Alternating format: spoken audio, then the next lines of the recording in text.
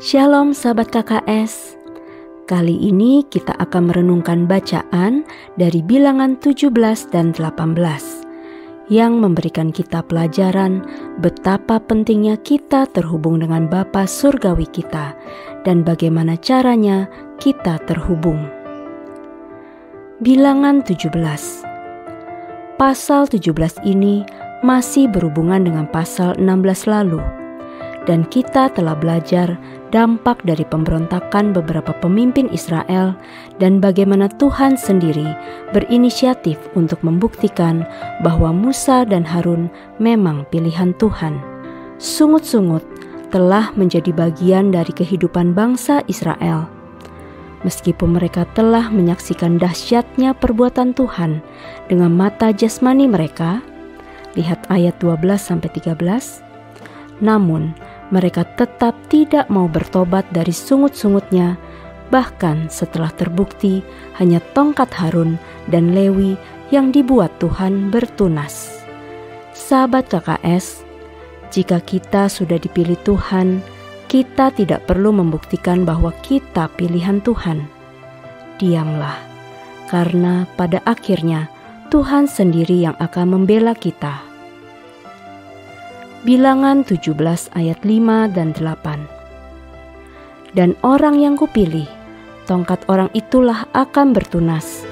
Demikianlah aku hendak meredakan sungut-sungut yang diucapkan mereka kepada kamu, sehingga tidak usah kudengar lagi. Ketika Musa keesokan harinya masuk ke dalam kemah hukum itu, maka tampaklah tongkat Harun dan keturunan Lewi telah bertunas, mengeluarkan kuntum, mengembangkan bunga, dan berbuahkan buah badam. Inilah makna dari tongkat Harun keturunan Lewi yang bertunas, mengeluarkan bunga dan buah badam. Jangan takut jika kita memang pilihan Tuhan. Tuhan akan membuat pelayanan kita bertumbuh, progres, dan semakin besar, serta menjadi berkat bagi banyak orang. Buah badam biasanya berbuah di bulan Januari. Jadi, mari kita periksa dan perhatikan hidup kita sebelum memasuki musim yang baru. Apakah di awal musim kita berbunga dan berbuah seperti yang Tuhan mau? Oleh karenanya, sangatlah penting bagi kita untuk mengerti firman dan tekun membacanya setiap hari, karena firman itu adalah Allah sendiri. Firman bukanlah pedang yang dipakai untuk memerangi saudara, namun untuk menghabisi roh-roh jahat yang ada di dalam diri kita dan menginsyafkan kita.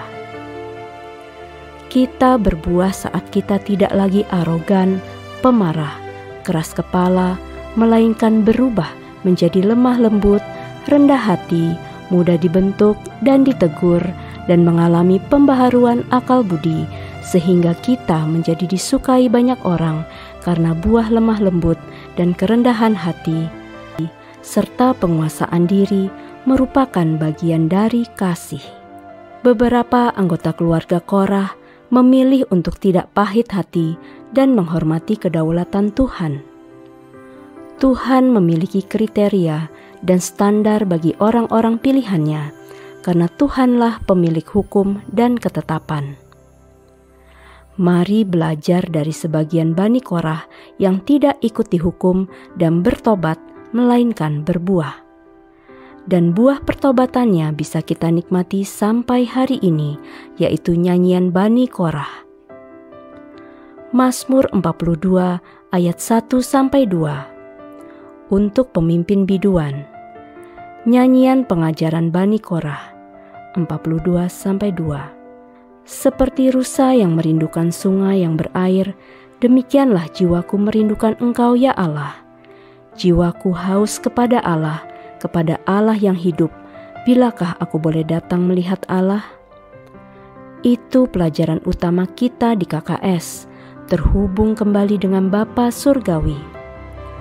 Tidak ada ketakutan saat kita terhubung dengan Bapa Surgawi, sebab kita sudah memutuskan untuk meninggalkan dosa dan ikatan dengan roh-roh dunia ini.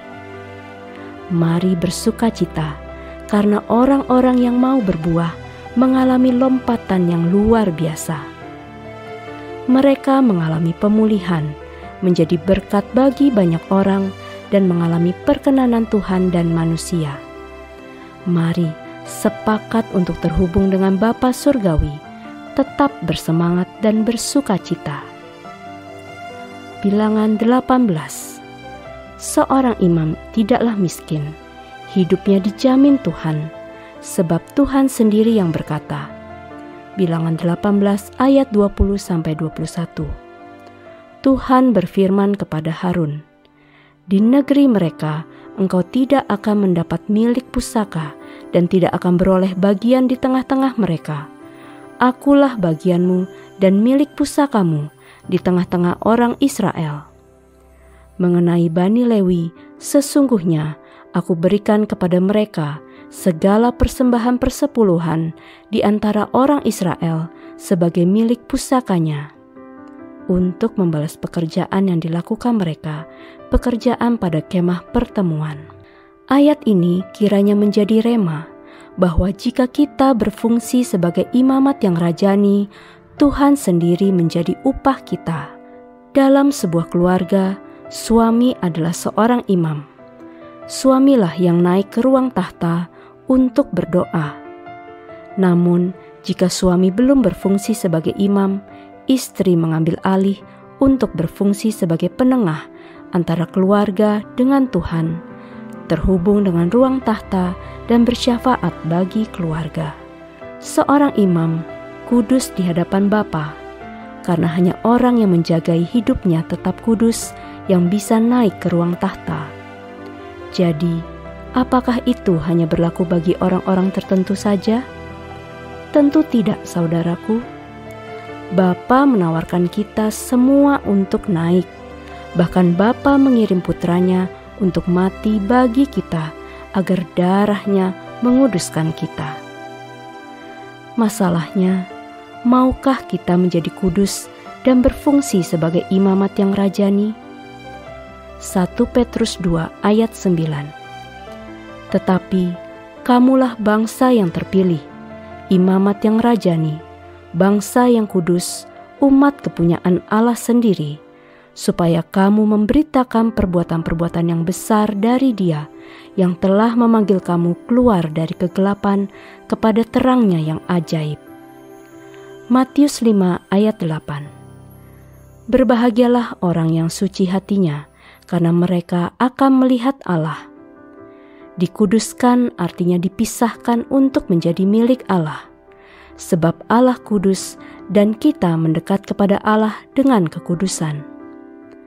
Setelah dipisahkan dari pola pikir dan ikatan dunia dan berfungsi sebagai imamat yang rajani, maka kita menerima upah, dan upahnya ialah Allah sendiri. Jadi, sudah pasti hidup kita terjamin, bukan hanya secara finansial, namun juga sejahtera dalam segala aspek.